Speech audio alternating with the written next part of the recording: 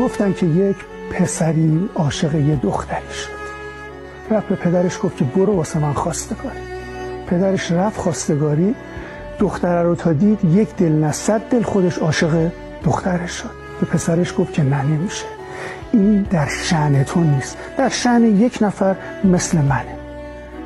مشاجره بین اینها بالا گرفت، گفتن میریم پهلوی دانای دهمون. رفتن پهلوی دانای ده. دانای ده گفت دختره رو بیاریم خودش انتخاب بکنه.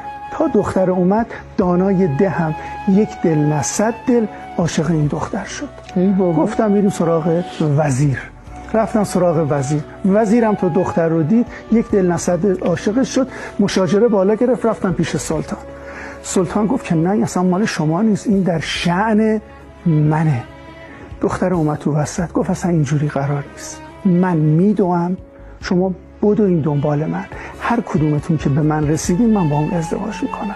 دختر دوید و اینا دویدن دنبالش و بعد از یه مسافتی افتادن توی یه گودالی.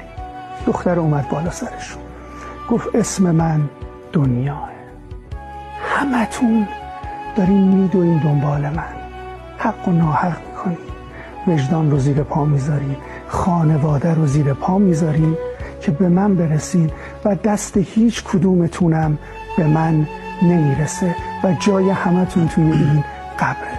حالا جناب حافظ گفت جمیله ایست عروس جهان، ولی هشدار که این مخدره در عقد کس نمی آید. هرچه خوری مال مور، هرچه شوی مال گور، هرچه داری مال وارث، هرچه کردی مال خود.